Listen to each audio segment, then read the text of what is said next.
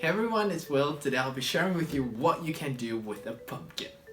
For this dish, you'll need a pumpkin, some shallots, ginger, garlic, pork belly, rice, soy sauce, rice wine, mixed spices, and some Mak Tok signature chili paste. To start, you want to rinse your rice till the water is clear and let it soak for about 30 minutes or less. You can use jasmine white rice or any kind of short grain rice like sushi. They work really well as well because they tend to give you a sticky texture. And next, for your pork belly, remember to marinate with some Mak Tok's chili paste. I will be using about 2 to 3 tablespoons. I'll also be adding some Chinese spice and pepper into the marinade and just mix them well. Make sure that each and every part of your pork belly has got all the tasty marinades. I'm using a rice cooker to make my pumpkin rice. If you don't have a rice cooker, a slow cooker works perfectly fine as well. It takes a lot more time as compared to a rice cooker.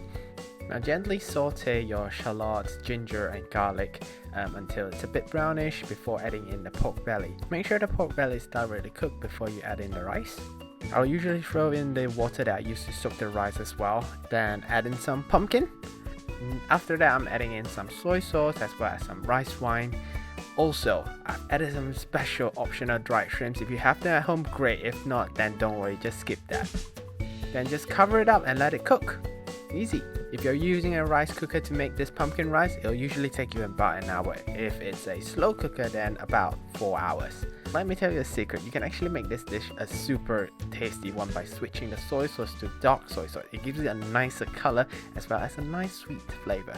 And yep, that's it. Enjoy your pumpkin rice.